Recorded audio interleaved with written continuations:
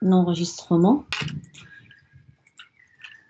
Bonjour tout le monde, je vous remercie d'être présent ce soir à la deuxième partie du séminaire Le numérique au service de l'art et la culture, et qui se déroule dans le cadre de la chaire commune entre l'Institut catholique de Paris et l'ISEP. Cette chaire a pour thème citoyenneté numérique et a pour objectif de réfléchir et d'agir pour que le numérique soit un outil au service de l'être humain.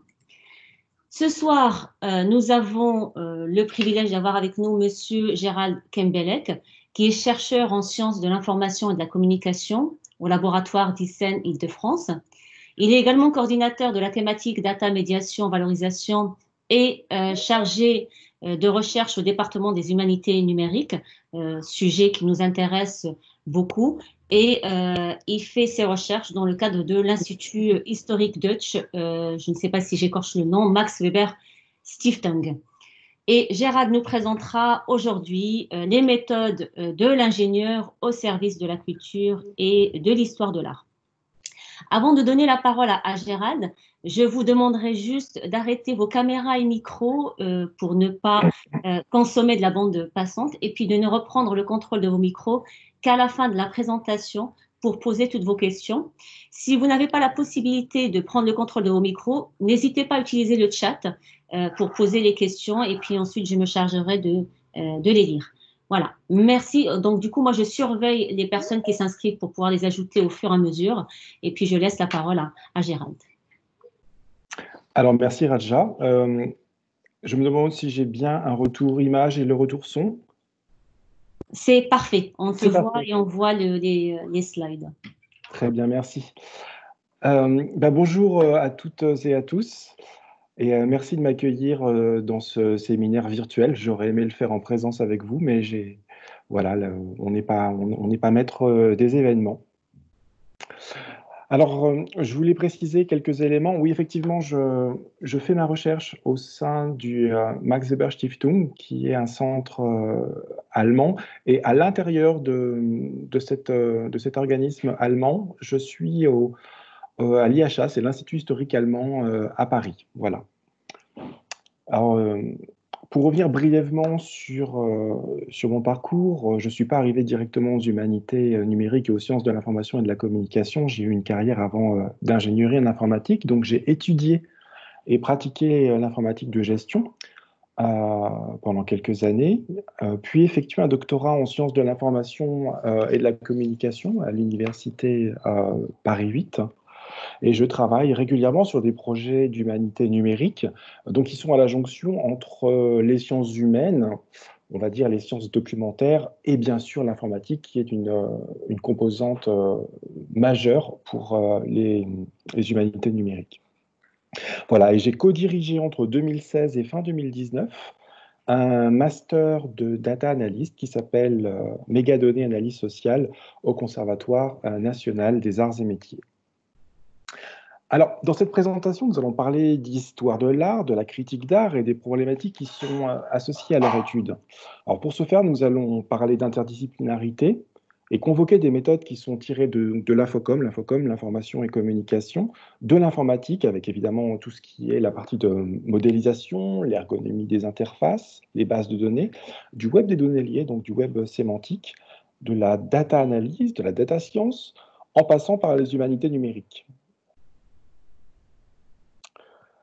On va même introduire les bénéfices réels qu'on peut avoir à l'usage du web des données pour la visibilité des contenus sur le web et ainsi flirter un petit peu avec le marketing des contenus qui est lié donc au SEO, Search Engine Optimization, tout simplement pour mettre en avant les contenus culturels et les permettre d'être trouvables sur Internet. Donc on ira également vers l'ouverture des données, la qualification des données, la science ouverte et la science également reproductible, et puis le numérique citoyen, le numérique et la culture au service du citoyen. L'objectif donc de cette présentation, in fine, c'est de démontrer l'apport de l'expertise croisée des ingénieurs et des chercheurs du numérique pour les projets culturels. Alors, qu'est-ce que la critique d'art pour commencer ? Donc c'est un sujet, moi, il y a quelques années encore, je n'avais en fait pas la moindre idée. Enfin, je savais ce que c'était qu'un critique culinaire ou un critique de cinéma, mais j'avais entendu parler de journaux dédiés à la critique, etc. Et donc c'est en me lançant dans un premier temps sur ce projet, d'abord comme consultant extérieur, avant d'être intégré à l'équipe de recherche. En fait, la critique d'art, c'est un écrit sur l'art qui peut prendre plusieurs formes et dont la définition ne fait pas consensus, même dans les milieux autorisés de l'art. J'ai pu me rendre compte au contact des collègues spécialistes en histoire de l'art, en particulier ceux de l'université Paris 1, Panthéon-Sorbonne. Alors, son périmètre, ça va de l'analyse poussée et érudite d'une œuvre, ce qu'on appelle historiquement l'ekphrasis, c'est un terme grec qui présente une analyse en fait qui est juste une description pointue. Et ça va jusqu'à une évaluation partielle et engagée. Et donc c'est là qu'il y a un questionnement, c'est est-ce qu'on doit faire juste une analyse des méthodes ou enfin une analyse, on va dire, objective, ou plus qu'on doit prendre parti. Voilà, ça c'est une question sur laquelle je ne suis pas spécialiste, mais que mes collègues sur lesquels eux sont spécialistes. J'en profite pour dire, avant de rentrer dans le vif du sujet, que vous pouvez retrouver cette présentation sur la tiny URL ISEP 260520. Voilà, vous pourrez la retrouver ici si vous souhaitez voir des éléments de cette présentation. Ah, j'ai un petit peu de mal à changer de slide, c'est bon. Voilà, donc la critique d'art et son corpus. Donc dans le cadre de ce projet, on a voulu avoir une approche dite monographique, donc être non discriminant. C'est-à-dire pour chaque critique d'art, chaque personne qui fait de la critique d'art, on a voulu recenser l'intégralité de son corpus. Donc les règles, c'est les écrits modernes de la critique d'art entre le milieu du 19e siècle et l'entre-deux-guerres. Ça correspond à une période spécifique qui est la multiplication des salons artistiques et le début de la professionnalisation du métier de critique d'art. Donc tout ça, je l'ai appris au contact des collègues chercheurs en histoire de l'art. Donc nous avons réuni la bibliographie complète de chacun des 41 auteurs de notre corpus, et ça permet d'avoir un corpus, on va dire, complet, donc monographique pour chacun de ces 41 auteurs. Donc le critère qui était non discriminant, c'était d'avoir écrit en partie sur l'art, pour partie entre 1850 et entre-deux-guerres, et pour partie en français. Donc évidemment, ça étend énormément les bornages, que ce soit géographiques ou même temporels, puisqu'il faut avoir commencé à écrire à partir de 1850. Enfin, au début, on avait dit 1870, mais on a été obligé d'étendre parce que les gens avaient commencé à écrire avant. Ils ont écrit en France, en Italie, en Espagne, enfin partout. En fait, on s'est rendu compte dans énormément d'endroits, et on publie également à énormément d'endroits. Voilà, ils ont pu écrire également sur autre chose que sur l'art, et ce, en plusieurs langues, évidemment, dans plusieurs pays. Donc, la seule approche qu'on pouvait avoir, c'était donc cette approche monographique qui était interdisciplinaire, donc interdisciplinaire au sein de l'histoire de l'art, et sans typologie de classement, autre que le type des critiques elles-mêmes. C'est-à-dire, on ne disait pas une partie peinture, on ne disait pas une partie sculpture, etc. Non, c'était juste savoir s'il avait écrit dans des articles, des ouvrages, des chapitres, etc.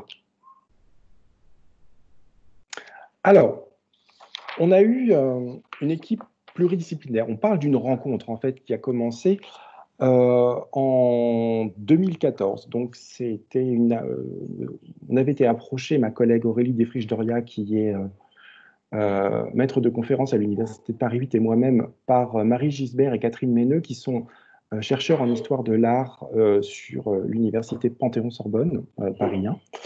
Et donc cette équipe s'est étoffée au fur et à mesure. Donc il y a toute une partie de dispositifs qu'on a réalisé techniquement, c'est-à-dire l'objet qu'on va étudier, dans cette présentation, mais également, évidemment, il y a eu beaucoup de personnes qui ont fait de la recherche la recherche documentaire et archivistique. Donc, on a eu, en plus de ces deux personnes, deux vacataires scientifiques, Anne-Sophie Aguilar et Lucie Lachenal, qui sont toutes deux docteurs en histoire de l'art, et plus de 70 spécialistes également. Donc, toutes les personnes qui ont participé elles-mêmes étaient historiennes ou historiens de l'art.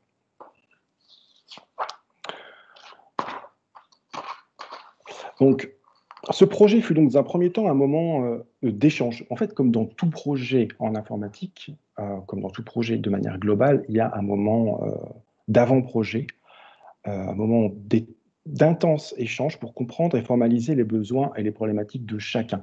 Donc, si vous avez fait, à un moment donné, si vous avez pratiqué par vous-même la gestion de projet, ou vous l'avez étudié, ou que vous l'enseignez, évidemment, vous allez reconnaître toute cette partie qui est de la partie de formalisation. Donc, on a fait rencontrer des méthodes et des problématiques issues de l'information et de la documentation, donc de l'infodoc. Ça, c'est une sous-branche des sciences de l'information et de la communication, l'infodoc, avec des moyens numériques. Donc ça, c'est la partie plutôt informatique et numérique globalement, et un corpus et des problématiques qui étaient celles de l'histoire de l'art.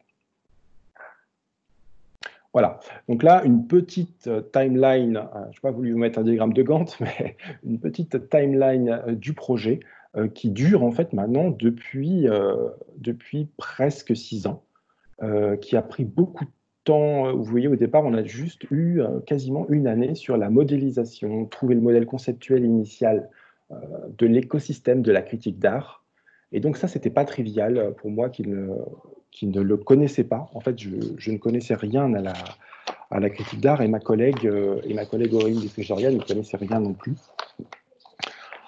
Donc, si on se remet à l'époque, en 2014, il n'existait pas encore de moyen de créer un système infodocumentaire de manière simple. Bien sûr, il y avait déjà le projet, le dispositif CNRS Humanum, mais le projet, par exemple, OMECA-S, donc OMECA-S, c'est un dispositif informatique qui a été créé par une équipe de recherche d'historiens américains qui permet actuellement de partager des contenus sémantiques au travers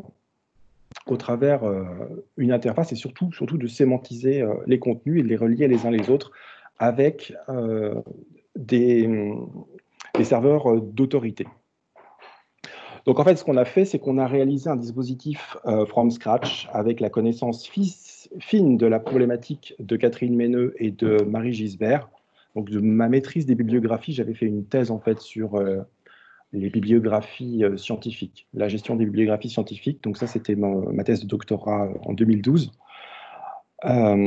Et la capacité de modélisation qu'avait Aurélie Desfrigeria. Donc on a fait plusieurs itérations du modèle pour caler nos vocabulaires respectifs. Alors ça, c'est très important, caler les vocabulaires respectifs, arriver à comprendre, saisir les subtilités du milieu de la critique d'art, ça nous a pris énormément de temps, échanger sur les possibilités techniques. Ouais, ça c'était aussi quelque chose de très important, les possibilités techniques, ce qu'il était possible et souhaitable de faire. Donc, on avait comme obsession, c'était la qualité des notices bibliographiques. Donc, on a apporté un soin particulier au workflow et aux interfaces de saisie, donc avec des masques, pour appliquer ça au maximum avec une règle de sélection et d'autocomplétion au lieu de la saisie simple. Donc, ça signifie bien sûr avoir un référentiel, un catalogue complet avec des revues renseignées. Tout devait être prêt avant de commencer la saisie, a priori. Donc, ces 2 premières années, elles ont servi principalement à faire de la modélisation, à penser les interfaces. On a un petit peu bouclé, on a un peu patégé au début pour faire comprendre. Et après, on a vraiment accéléré. On a pu permettre de saisir, de vérifier les données. Et puis, nos collègues qui étaient plus sur les aspects d'histoire de l'art, elles se sont vraiment accoutumées à nos outils, nous ont fait part de leurs besoins, on les a mieux saisis. Et donc là, après, on est allé sur des aspects qui étaient plus sympas pour nous, qui étaient l'interface, la visualisation, libérer les jeux de données, etc.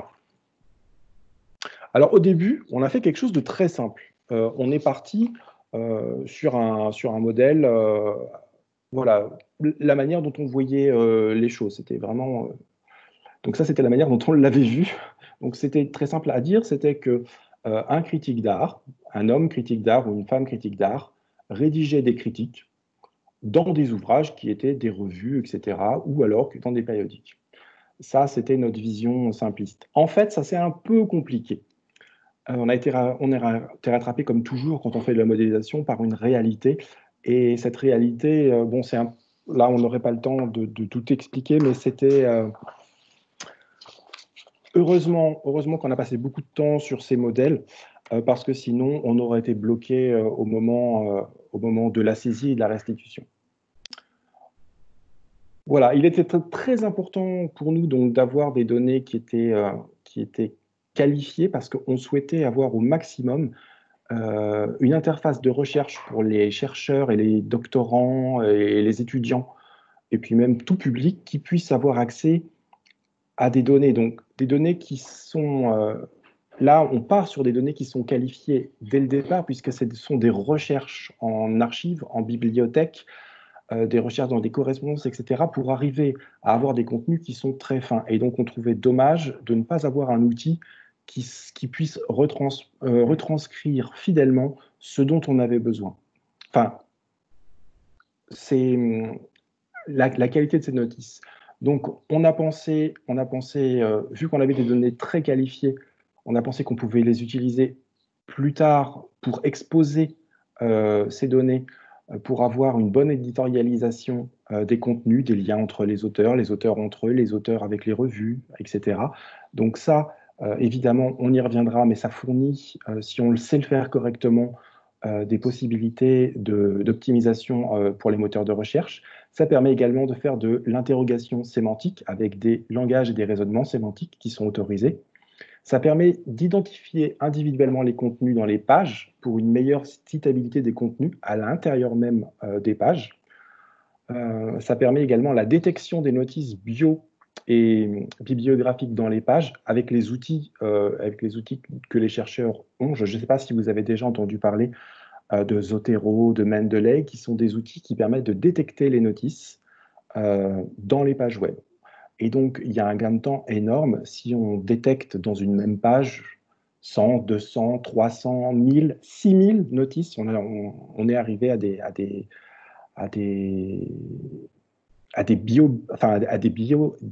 bibliographies pour une personne avec des énormes corpus, et de pouvoir tout détecter d'un coup et les intégrer dans un outil de gestion de références bibliographiques d'un seul coup, c'est vraiment important. Donc ça, on s'est mis d'accord pour rendre les contenus compatibles avec les outils des chercheurs en histoire de l'art. Et là, on est sur, par exemple, l'outil qui s'appelle Zotero, qui a été créé également par des historiens, tout comme l'autre outil dont on avait parlé tout à l'heure, Omeka. Ce sont des outils spécialisés, et on a voulu rendre nos contenus accessibles pour ces personnes-là, mais également pour d'autres personnes.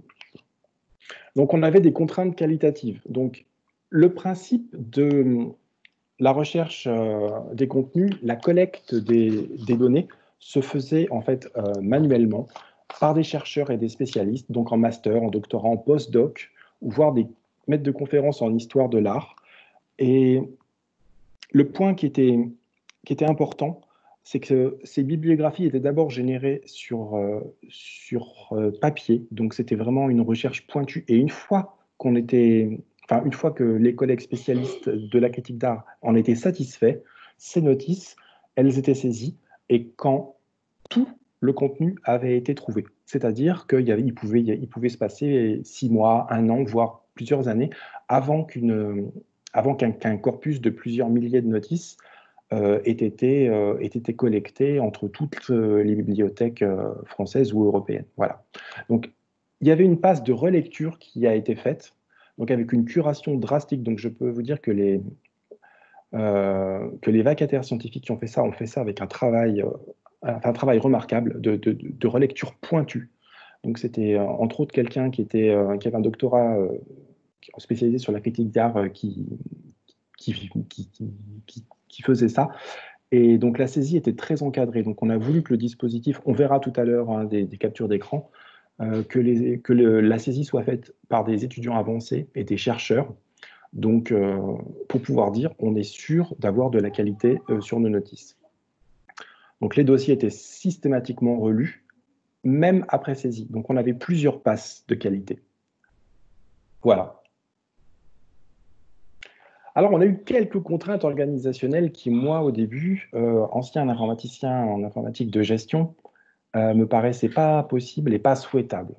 Donc, on va dire là, que la littératie numérique, pour les historiens, c'était pas évident. C'était pas évident. Ils maîtrisaient pas forcément tous les outils dont on peut avoir connaissance, nous, tout ce qui était format, tout ce qui était JSON, tout ce qui était des choses comme ça, tout ce qui était base de données. Tout ça, c'était pas forcément facile. Donc, on a trouvé un consensus et on s'est mis d'accord. Et ça a été un travail de négociation. Ça a vraiment été un travail de négociation entre la partie infodoc et informatique, c'est-à-dire nous, et puis les chercheurs plutôt du côté histoire et histoire de l'art. Ils ont fait des efforts pour comprendre nos outils et nos contraintes, et nous, on a fait des efforts aussi pour comprendre ce avec quoi ils étaient capables de travailler. Et donc, du coup, on a hybridé la base de données. On a fait une base de données où il y avait des saisies. Donc, tout ce qui était saisi, c'est dans une base de données, vous l'avez vu, hein, vous en avez vu le modèle relationnel tout à l'heure. Mais on a fait pour toute la partie qui était plus bio-bibliographique, c'est-à-dire les données sur la personne elle-même, on les a fait travailler sur des fichiers TXT, donc qui étaient chargés ensuite via le dispositif, qui était analysé, parsé, voilà, que ça puisse être en Python ou en PHP, peu importe. Des éléments qui étaient plus dans des fichiers CSV, ce qui permettait aux collègues de travailler avec un tableur, ceux avec quoi ils étaient plus à l'aise, et de produire également quelques documents fortement éditorialisés, c'est-à-dire ils avaient envie de produire le document par eux-mêmes sous forme de document PDF. Donc du coup, on a hybridé, ce qui fait qu'on a dû normaliser pour pouvoir travailler ensuite. On a normalisé, et pour chaque auteur, là vous voyez par exemple Guillaume Apollinaire, pour chaque auteur qu'on pouvait avoir, pour les 41 critiques, on a un dossier sur le même format, avec les mêmes règles de nommage de fichiers, la même structure, et donc on a réussi à travailler là-dessus. Et ce qui fait qu'on a la possibilité d'avoir un double travail, donc soit avec la base, et en complément avec du Not-Only SQL. Voilà. Donc on va parler des interfaces maintenant. Donc on a pensé les interfaces, pas une interface, mais des interfaces. On avait notre regretté Yves Jeanneret, qui nous a quittés hier, je crois, qui parlait de l'écrit d'écran. Il parlait d'afficher l'information à l'écran. Bon, il n'y a pas que ça qui est important quand on fait un dispositif en ligne. On a évidemment les interfaces visuelles, donc les IHM. On a des formulaires qu'on a pensés en français de France, en français courant, et non pas avec des plus, des moins, et voilà. Et des plugins de recherche également pour pouvoir intégrer directement le moteur dans Firefox si on le souhaite. Ça, c'est la partie visuelle. Mais on a une partie également plus systématique avec des manières d'exporter les données en ETL, donc de pouvoir exporter les données de la base dans différents formats, de les filtrer. Donc on a pensé des API, on a pensé différents formats de fichiers en RDF, en JSON, des CSV, on a pensé des flux RSS. On a pensé également à la sémantique des contenus avec des micro-formats dont Google est très friand, du RDF embarqué aussi, qui permet de mieux calculer, de mieux comprendre le contenu d'une page sans même la parser en entier. Voilà, avec les nouveaux outils du sémantique qu'il peut y avoir dans le HTML5 et les nouvelles règles du WAT-WG en lien avec le HTML5 et du W3C, on a tout un panel d'outils qui permettent de faire en sorte que nos contenus soient consultables, évidemment par des humains, mais également par des outils, de manière systématique. Voilà, donc si on prend un exemple, je vous parlais de français vernaculaire, donc c'est du français de France. Là, j'ai posé une requête à travers un formulaire et j'ai la réponse, le résultat de la recherche. Donc ça, c'était important que ce soit quelque chose qui soit lisible dans le cadre de l'histoire de l'art. Donc on avait par exemple, des résultats de recherche, vous voyez, on a un rappel, donc on pouvait mettre 4, 5, 6 compléments à la requête.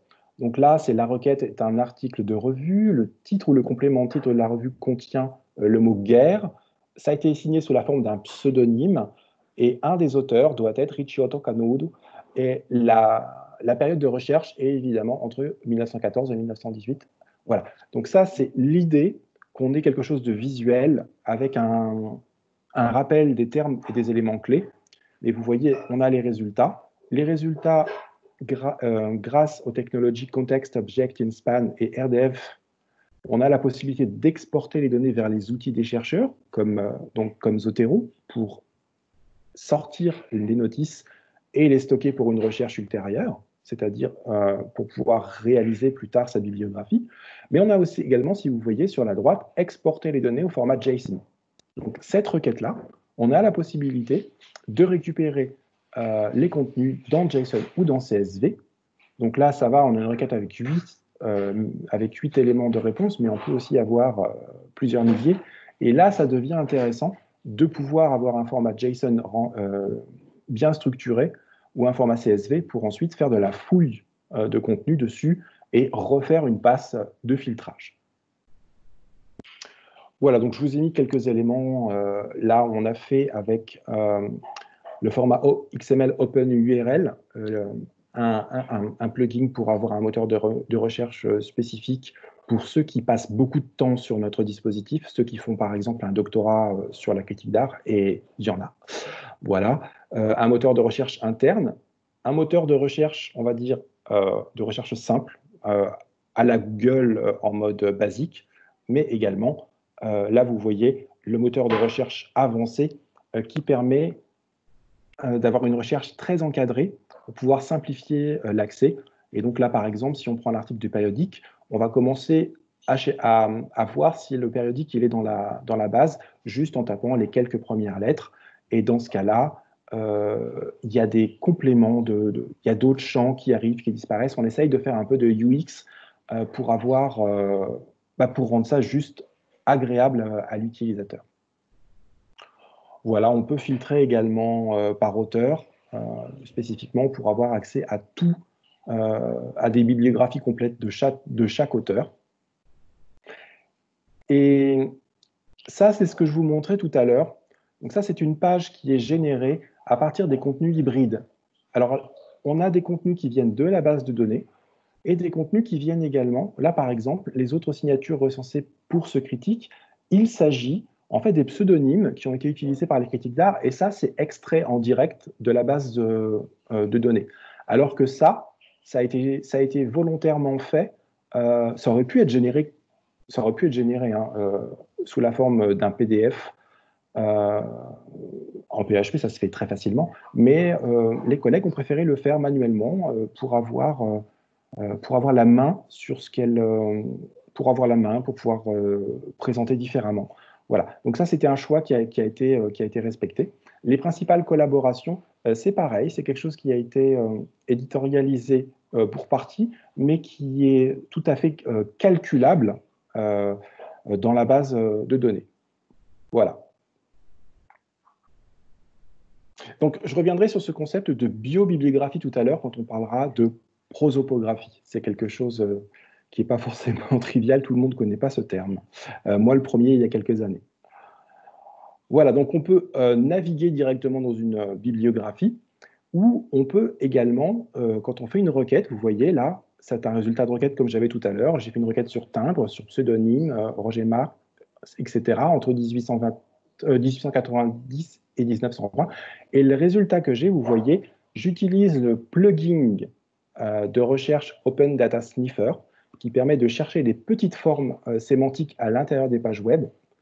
Et vous voyez, ça c'est systématisé. Donc grâce aux microdonnées, on a la possibilité d'avoir des contenus extrêmement structurés grâce aux schémas, les schémas de schema.org dont Google est très friand.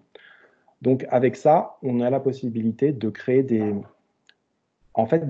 passerelles avec les moteurs de recherche, aussi les moteurs de recherche commerciaux.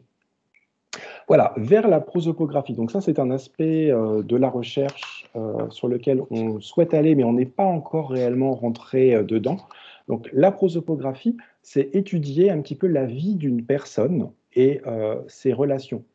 Alors, nous, ce sera plutôt de la biobibliographie prosopographique, c'est étudier dans quel salon une personne a fait ses études de critique, enfin, dans quel salon il a rédigé ses critiques, quelle était la profession de ses parents, a-t-il eu des distinctions, a-t-il eu une formation particulière, y a-t-il eu des collaborations journalistiques aussi, dans quel régiment a-t-il fait ses classes, parce qu'évidemment il y a eu entre 1870 et 1945 une période assez trouble, a-t-il utilisé de pseudonymes, etc.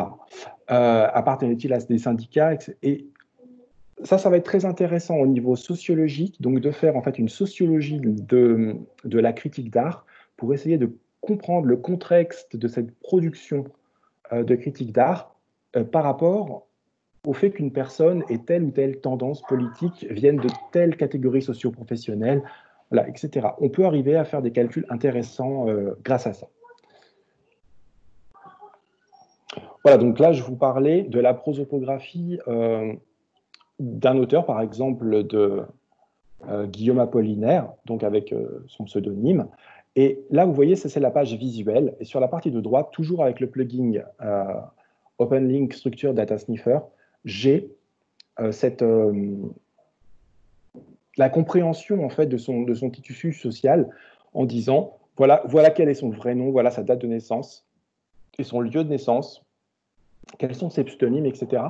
Et je ne sais pas si vous voyez l'intérêt après, si ces informations ne sont pas centralisées ailleurs et que notre page a été indexée correctement par Google, et je sais qu'elle l'est, si on pose par exemple des questions avec, vous voyez, avec le téléphone, avec OK Google, je ne vais pas le dire trop fort parce qu'il va se réveiller sinon, si on dit OK Google et qu'on dit par exemple donne-moi tous les pseudonymes qui ont été utilisés par Guillaume Apollinaire, théoriquement, il serait capable de travailler à partir de ce type de contenu. Voilà. Alors qu'avec le texte uniquement, c'est un peu plus compliqué. Donc la méthodologie de traitement de la prosopographie, par exemple, c'est de comprendre, en utilisant les règles du web sémantique, c'est-à-dire les notices d'autorité. Je ne sais pas si ça vous parle, les notices d'autorité, mais il y a des notices, par exemple, des serveurs pour dire telle personne, elle est unique. Si on prend l'exemple, par exemple, de Jean-Jacques Bourdin. Jean-Jacques Bourdin est un professeur d'informatique à l'université de Paris 8, mais a priori, si vous ne le savez pas, vous allez plutôt penser à l'éditorialiste de RMC. Voilà. Donc, ces gens-là ont chacun un numéro ISNI différent. Ça permet en fait, de les distinguer les uns des autres. C'est pareil pour certaines œuvres d'art qui peuvent avoir le même titre, mais pas le même numéro d'œuvre d'art. Donc, on va arriver à comprendre que telle critique d'art a plutôt parlé de tel artiste et pas de son homonyme, par exemple. Donc, en utilisant toutes ces méthodes hautement qualifiées de description de contenu, on va créer des données extrêmement qualifiées. Et ça va être pratique pour faire du raisonnement ensuite, et puis du raisonnement sémantique. Je ne sais pas si vous connaissez le langage Sparkle, qui est un langage pour requêter sur des ontologies. Ça va nous permettre de faire également du clustering pour travailler sur des graphes de contenu. Je vois qu'il me reste 10 minutes. Alors, on a également des questionnements. Alors, on a des problèmes de méthode. Donc, cette base est surtout représentative d'un état de l'historiographie sur la critique d'art. Qu'est-ce que ça veut dire? En fait, qu'est-ce qu'on va pouvoir dire des critiques d'art? Eh bien, on va pouvoir en dire quelque chose à partir du moment où on aura identifié et intégré tous les critiques d'art. Effectivement, si on veut faire des travaux de fouille de données, si on veut faire un travail précis, si on veut travailler, faire du clustering, en déduire des choses, il faut avoir un corpus suffisamment représentatif. Or, notre corpus, elle est quand même peu nombreuse. Elle n'est pas représentative de l'ensemble de la critique d'art. On n'a que 41 auteurs pour l'instant. Bon, ça fait quand même quelques dizaines de milliers de contenus et quelques centaines de milliers de triplés sémantiques, bien sûr. Mais ça peut donner des pistes, des indicateurs, mais il faut quand même rester... voilà, il il faut rester raisonnable sur les affirmations qu'on pourrait tirer des calculs qu'on ferait derrière. Voilà. Donc la représentativité, comme je l'écrivais, elle est difficile à appréhender. Et il y a quelque chose aussi qui est pénible, c'est qu'on n'a pas accès aux sources primaires. Donc ça, on a les notices bibliographiques. Ces sources primaires, le plus souvent, elles existent. Hein. Elles existent, elles sont sur Retro News de la BNF ou elles sont sur Gallica. On pourrait y avoir accès en théorie, mais il faudrait qu'on trouve un accord pour pouvoir faire des liens. Et puis, il faudrait surtout que les personnes qui qui consultent notre dispositif, s'ils veulent avoir accès aux sources primaires, et vraiment, en histoire ou en histoire de l'art, l'accès à la source primaire est très important. Ça ne les intéresse pas tellement. Enfin, la base de données, ils sont très intéressés d'y accéder pour trouver l'information, mais après, ils veulent la vérifier par eux-mêmes. Donc après, ils vont aller la vérifier à la BNF, enfin, dans les différentes BNF, y compris celles qu'il y a à côté de l'Institut national d'histoire de l'art. Mais ils veulent vérifier par eux-mêmes. Et ça, c'est normal, ce sont leurs méthodes. Voilà. Donc, ce qu'on aimerait, c'est pouvoir proposer au moins un facsimilé, des contenus, des revues qui ont été numérisés. Voilà. Le problème, c'est qu'il faut que les chercheurs soient abonnés à Retro News, et c'est payant. Voilà. Donc, les pistes qu'on a, pour l'instant, on a traité les dates et lieux de naissance, les principales collaborations, les pseudonymes. On n'a pas encore traité les formations, la profession des parents, l'appartenance à des sociétés, associations et syndicats. Ça, par contre, moi, je l'ai traité sur d'autres projets, sur des mêmes périodes. C'est des choses qui se trouvent assez bien. Les responsabilités institutionnelles, les décorations, la Légion d'honneur, par exemple. Voilà. Et puis aussi, au niveau de la bibliographie, ce qui serait intéressant d'avoir, c'est les liens de coproduction d'articles, éventuellement, de savoir qui parle de qui, sachant que certains critiques d'art, Jim Apollinaire par exemple, était critique d'art, critique de littérature, mais aussi lui-même artiste, donc artiste écrivain en l'occurrence. Donc c'est intéressant de voir les liens qu'il peut y avoir, et puis voilà, l'endogamie entre le fait d'être critique d'art et producteur d'art aussi. Alors, je vais essayer d'avancer un petit peu. Donc, les usages du dispositif qui ont été faits. Donc, on a essayé au maximum de respecter les règles qui sont données à la fois par l'Europe, par l'ANR, par la France, la République numérique, une France, voilà. Donc, on a essayé de qualifier au maximum de jeux de données. Donc, si vous allez ici sur ce lien-là, vous allez avoir toute la partie Open Data, sous forme de jeux de données, sous forme d'API, et vous avez la possibilité également de rentrer ces jeux de données. On vous a mis directement des liens qui vous permettent de générer des contenus. D'ailleurs,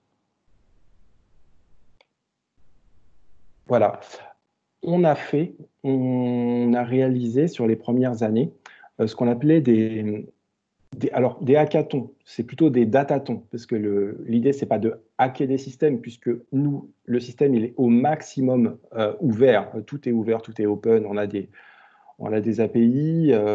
Je vous montrerai un API dans un notebook Jupyter en Python. Voilà, on peut aller chercher les données, on peut les récupérer, en faire des data streams. C'est pas un souci. Voilà.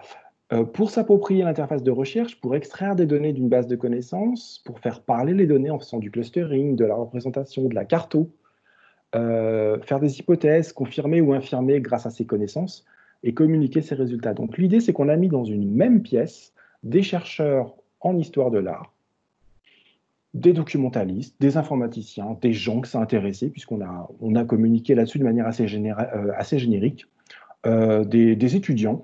Et donc, on a mis toutes ces personnes ensemble et chacun venait avec ses connaissances, ses méthodes, ses bonnes idées. Donc, ce travail était intéressant. Donc, on a eu des brainstorming complètement interdisciplinaires. Donc, on avait, là, vous voyez deux groupes qui discutent entre eux. Et donc, on a des personnes vraiment, c'était très, très hétérogène. Et donc, on a eu des restitutions qui sont faites ensuite sous forme de posters. Donc souvent, il y avait des questions qui étaient posées ou des pistes à explorer avec des idées qui étaient posées par les historiens et les historiens de l'art, des méthodes qui venaient plutôt des statisticiens, des informaticiens, des cartographes, on avait des cartographes, on avait même une sémioticienne. Voilà, et on a réalisé ensemble ces 3 posters. Enfin, parce que moi, j'ai pas participé, j'avais une vision un peu méta.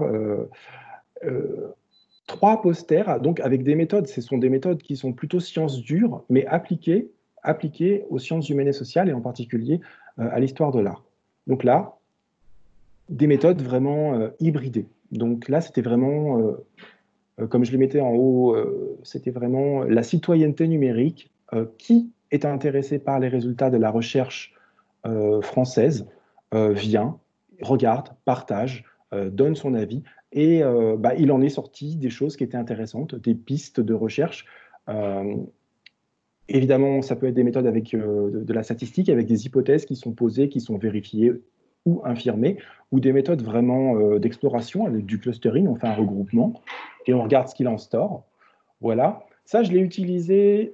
Donc ça, c'est l'exemple d'un Jupyter Notebook en Python qui utilise les contenus de la base de données à travers l'API, et pour en faire un data stream et faire ensuite un travail un petit peu de clustering. Voilà. Donc ça, c'était plutôt pour mes étudiants en informatique et en sciences sociales. Voilà, il en est sorti des représentations graphiques, par exemple l'analyse du volume des périodes d'écriture pour les revues les plus représentées dans notre corpus. Les diagrammes de flux, par exemple, là on a qui a le plus écrit entre telle et telle période. Voilà, donc ça aussi c'est fait avec des outils un petit peu génériques, du genre tableau public ou des outils comme ça. On a fait également des filtrages géographiques pour les éditeurs. Alors ça, c'était assez intéressant de voir en fait où les critiques étaient publiées. C'était assez intéressant en 1870 et puis enfin, sur toutes les périodes un peu troubles de l'histoire, donc pendant les guerres, de voir par exemple quand on critiquait certaines œuvres d'art on va dire plutôt germanique entre 1935 et 45, où est-ce que ça paraissait, par exemple. Ça, c'était intéressant. Voilà, parce que publier en France, en Allemagne ou en Angleterre, c'est pas la même chose en termes de danger, par exemple. Voilà. Comme système d'accès également, on avait pensé à faire une timeline. Donc une timeline pour regarder les périodes de publication des principales revues. Et donc quand on cliquait, on accédait soit à la page de la BNF pour la revue, soit aux notices dans notre base. Donc ça, c'était une interface alternative qu'on avait trouvée intéressante à réaliser, donc avec Timeline.js. Il y avait, oui, alors certaines data visualisations. Il y avait un collègue qui avait fait quelque chose d'intéressant, c'était la clusterisation des auteurs par rapport aux disciplines, enfin par rapport au type de critique. Et c'était intéressant de voir, à un moment donné, on a eu un tout petit cluster là, qui est apparu ici, et on se demandait ce que c'était. En fait, c'était l'hybridation entre la photographie et la littérature, et en fait, c'était la naissance du cluster du cinéma, de la critique d'art de cinéma. Donc, on voyait des auteurs qui venaient de différentes revues. Voilà, c'était des histoires de migration d'auteurs dans le temps. Voilà, on avait une collègue également, une chercheuse en histoire de l'art, qui avait participé à une conférence qui avait été donnée par les collègues historiennes de l'art sur la question de la critique d'art en lien avec la période du corpus, et elle avait fait également des études statistiques qui étaient intéressantes sur le fait d'être critique d'art, sur les premières critiques d'art dans les salons qui étaient naissants à l'époque. Et donc, moi, j'en avais profité ensuite pour faire un filtrage de la base de données selon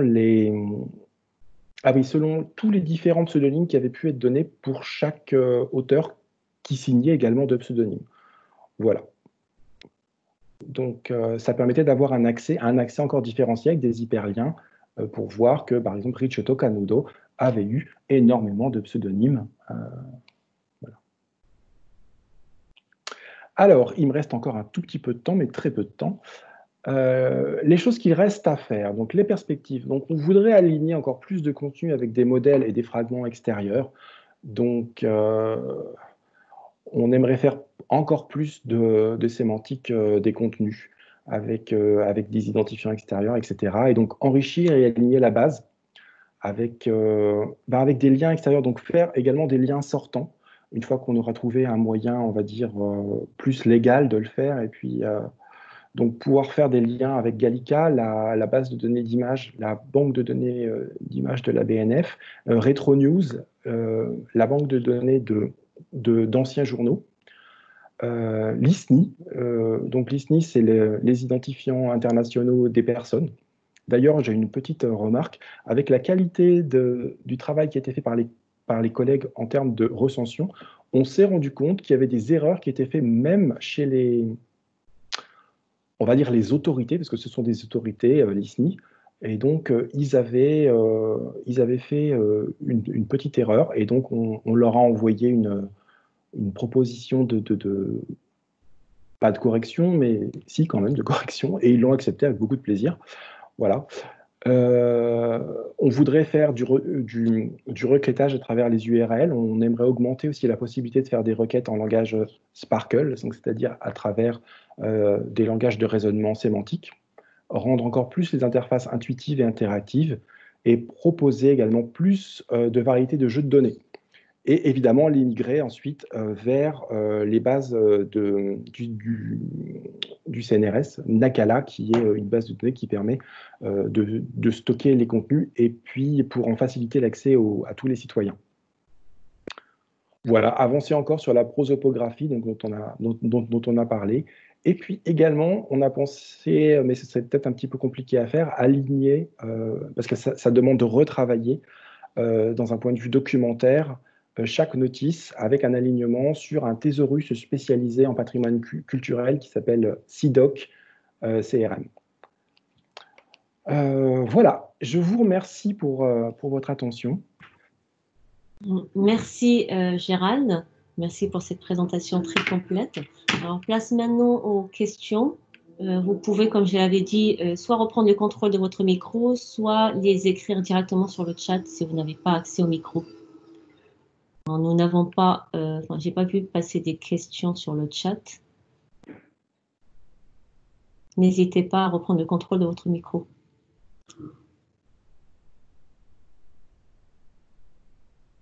Alors, je vais me lancer. Hein, mais la première question est toujours, c'est celle qui permet de lancer la discussion.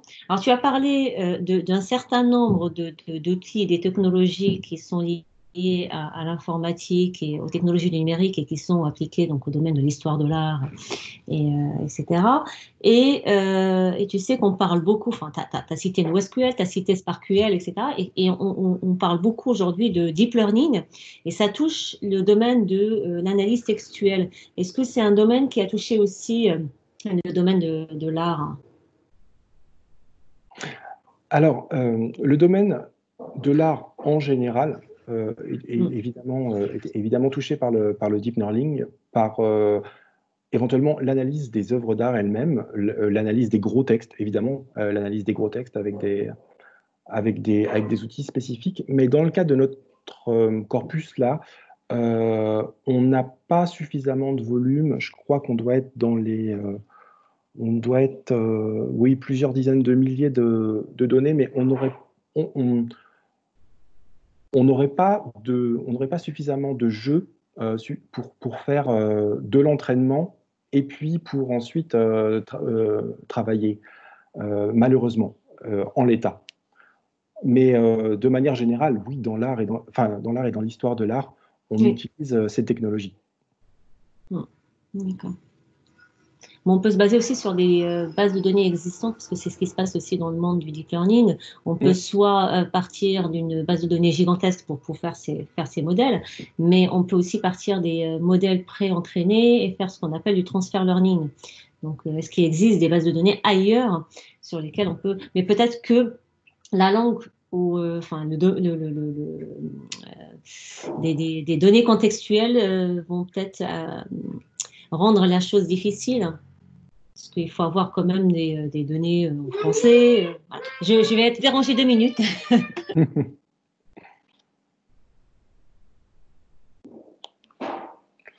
Je ne sais pas si ma question elle était claire. Donc, est-ce qu'il existe, est-ce qu'à ta connaissance, il y a d'autres bases de données ailleurs? Alors, il existe, oui, la base de données, par exemple, la base de données Atlas, qui est… alors, je me souviens plus, la base de données Atlas exactement sur quel corpus elle est, mais je sais qu'il existe un certain nombre de données. En fait, à l'INHA, l'Institut national d'histoire de l'art, ils ont beaucoup de bases de données sur lesquelles ils travaillent, en particulier évidemment sur des corpus d'art et d'histoire de l'art. Et alors peut-être qu'il y aurait la possibilité de faire d'abord un entraînement sur ces données extérieures et ensuite travailler sur nos corpus internes. Voilà. Donc spécifiquement, la base de données Atlas, c'était une base de données des catalogues d'exposition. Donc typiquement, les catalogues d'exposition, c'était ce qui était la matière première avant que le critique d'art arrive dans les expositions. Donc on avait tous les catalogues d'exposition en fait étaient dépouillés par les critiques d'art pour faire ensuite étaient dépouillés. Toutes les œuvres d'art étaient analysées par des critiques dans la presse, alors parfois dans la presse générale, ça arrivait que c'était la presse générale, ou dans la presse spécialisée. Donc, si on prenait par exemple des données de ces bases comme Atlas ou d'autres, on pourrait certainement faire des jeux d'entraînement qui permettraient, si on avait accès ensuite aux documents primaires, parce qu'évidemment, il y a tout un travail après de reconnaissance de caractère, parce que les données, si elles ont été numérisées, elles ont souvent été numérisées, mais pas océrisées, ou très mal océrisées. Donc, il y aurait un travail intermédiaire à faire pour pouvoir travailler sur le corpus textuel. Disons que le corpus, il n'est pas nativement textuel. Ça va être des corpus d'images qui vont être transformés ensuite en texte. D'accord. Merci. Est-ce qu'il y a d'autres questions parmi les participants?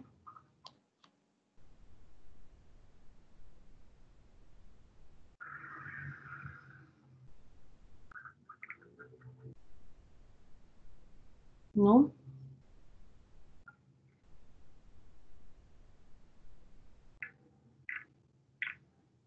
Il n'y a pas de questions. Alors, je remarquais qu'il y avait des notes également.